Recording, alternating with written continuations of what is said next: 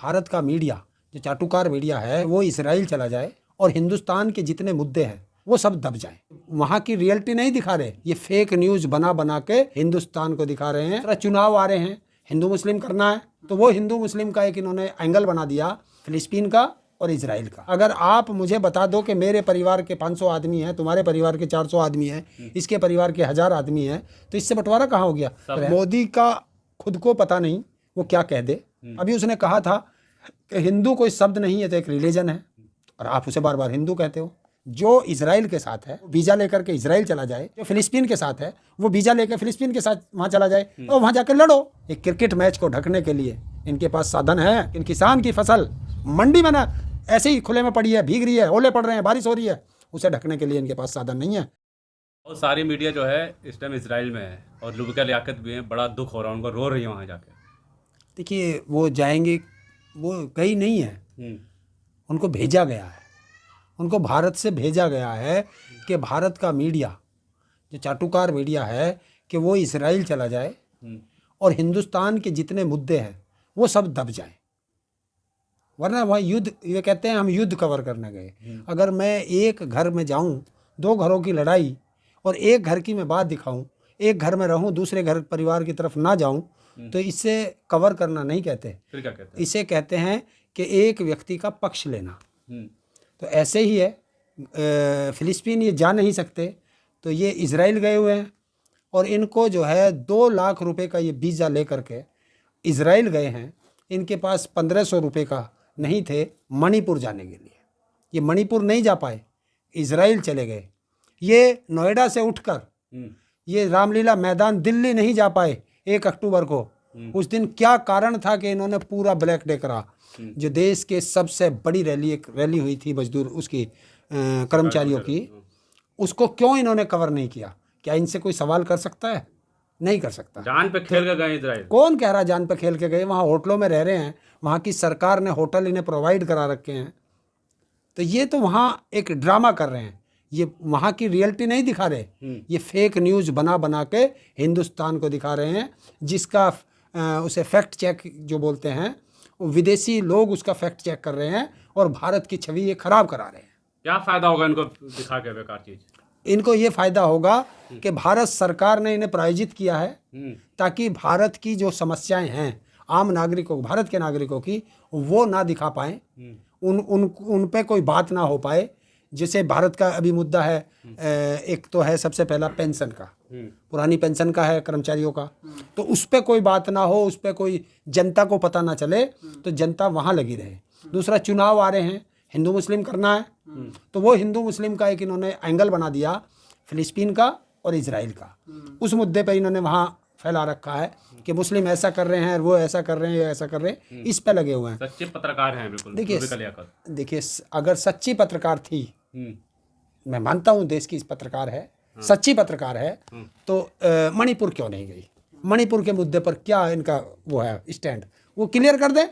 सच्चे पत्रकार का मतलब होता है कि देश की जनता की आवाज़ उठाना, ना कि सरकार की चाटुकारी करना। और जो सरकार की चाटुकारी करेगा वो पत्रकार हो नहीं सकता। जिस दिन भी कोई पत्रकार सरकार की चाटुकारिता करने लग जाता है, उस दिन उसके अंदर से पत्रकार मर जाता है।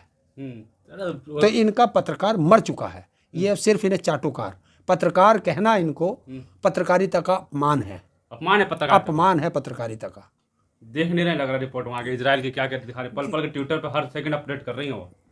देखिए अपडेट तो तुम भी यहाँ बैठ के कर सकते हो, वो उसे अपडेट करना नहीं कहते। अपडेट करना उसे कहते हैं कि आप मणिपुर की बेटियों को दिखाते, आप भारत के कर्मचारियों को दिखाते। भारत में मुद्दा है, जैसे अभी जातीय जनगणना का चल रहा है, कि उसे क्यों नहीं दिखा रहे?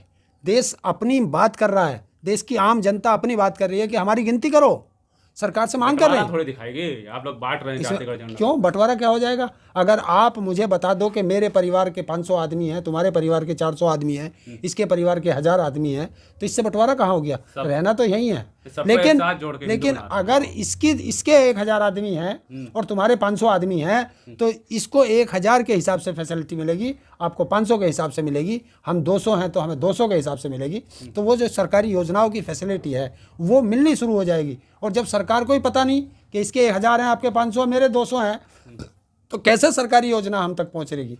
वो नहीं पहुंचेगी, वो सरकारी योजना कागजों में रह जाएगी। बांटवारा नहीं चाहते ना मोदी जी, सबको हिंदू बना के एक साथ रखना चाहते हैं, आप लोग बांटवारा चाहते हैं। देखिए, मोदी का खुद को पता नहीं वो क्या कह दे। अभी उसने कहा था कि हिंदू कोई शब्द नहीं है, तो एक रिलीजन है, और आप उसे बार बार हिंदू कहते हो। हिंदू कहाँ है? कौन है हिंदू? जब हमारे साथ कोई अत्याचार होता है तब हम हिंदू नहीं रहते, तब हम जाति में आ जाते हैं, और जब आपको वोट चाहिए तो हम हिंदू हो जाते हैं। तो ऐसे हिंदू होने से अच्छा है हम अपनी जाति में ही रहे। 100 करोड़ जो हिंदू हैं जो इजराइल के साथ हैं, आप किसके साथ हो? कौन है जात? कौन है उसके साथ? इजराइल में 100 मैं यहाँ बैठ के कह दूं कि मैं उसके साथ हूँ और मैं उसके साथ हूँ, इससे क्या हो रहा है? जो इजराइल के साथ है वो वो वीज़ा लेकर के इजराइल चला जाए, जो फिलिस्तीन के साथ है वो वीज़ा लेकर फिलिस्तीन के साथ वहाँ चला जाए, और वहाँ जाकर लड़ो। यहाँ बैठ के अपने देश में जो हम नफरत फैला रहे हैं ये ना फैलाएं। ताऊ किसके साथ है? ताऊ किसके साथ है? मैं हिंदुस्तानी हूँ और हिंदुस्तानी जनता के साथ हूँ। तो आधी जनता तो कह रहा है ना वहाँ है। कोई जनता नहीं कह रही, कुछ लोग हैं जो प्रायोजित हैं सरकार के, वो लोग कहते हैं, बाकी कोई नहीं कहता। कौन लोग? वो लोग कौन है फिर? सरकार के प्रायोजित लोग हैं, जिनको सरकार ने प्रायोजित कर रखा है कि भारत की समस्याएं ना उठ पाए, वो लोग हैं, बाकी नहीं है। जिनको एक चीज बताओ, एक कहावत है, घर में नहीं दाने और अम्मा चली भुनाने। हमारा देश भुखमरी में मर रहा है। हम 120 देश में 111 या 17वें नंबर पर पहुंच गए। हमारा देश भुखमरी में नेपाल से, बांग्लादेश से, पाकिस्तान से, इनसे भी नीचे जा चुका। वो हमें वो नहीं दिखाएंगे। वो दिखा दिया तो सरकार की किरकिरी हो जाएगी, पता चल जाएगा कि सरकार नालायक सरकार है। उसे नहीं दिखाएंगे। वो नहीं दिखाएंगे कि हमारा यूथ कैसे सड़कों पर घूम रहा है बेरोजगारी में। वो नहीं दिखाएंगे। वो नहीं दिखाएंगे कि हमारी बेटियां कैसे नंगी घुमाई जा रही हैं। वो नहीं दिखाएंगे। वो नहीं दिखाएंगे कि देश का कर्मचारी किस तरीके से सड़कों पर है अपने अधिकारों के लिए। नहीं दिखाएंगे। आतंकी हमला दिखा रहे हैं ना? हाँ, बिल्कुल दिखा रहे हैं। आतंकी कौन सा हमला दिखा रहे हैं? नहीं दिखाया, नहीं दिखाया। बता किसी एक मीडिया ने दिखाया हो कि भारत का पहला अग्निवीर अमृतपाल सिंह पंजाब का शहीद हुआ है, जिसको हमने पहले ही कहा था कि ये अग्निवीर कोई योजना नहीं, ये सेना को बर्बाद करना और हमारे बच्चों का अपमान करना है। हमारा एक बेटा पहला अग्निवीर शहीद होकर के आया और उसे आर्मी की गाड़ी तक भी छोड़ने नहीं आई, प्राइवेट एम्बुलेंस से आए। उसको सैनिक सम्मान से उसका अंतिम संस्कार नहीं किया गया, उसे सलामी नहीं दी गई, उसे शहीद का दर्जा नहीं दिया गया। तो क्या है ये अग्निवीर? क्यों मेरे देश के सैनिकों का अपमान करते हो? क्यों भारत की सेना का अपमान करते हो? कहाँ है मोदी जी का राष्ट्रवाद? कहाँ चला गया वो राष्ट्रवाद? आज देश पूछना चाहता है, कहाँ मर गया देश का मीडिया?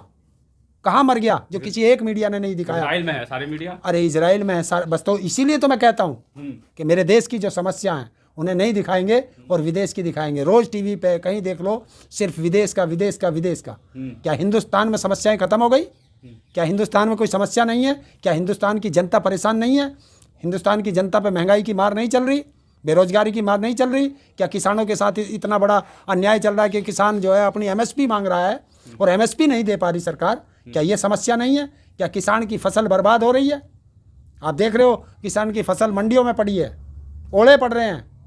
एक क्रिकेट मैच को ढकने के लिए इनके पास साधन है, लेकिन किसान की फसल मंडी में ना ऐसे ही खुले में पड़ी है, भीग रही है, ओले पड़ रहे हैं, बारिश हो रही है, उसे ढकने के लिए इनके पास साधन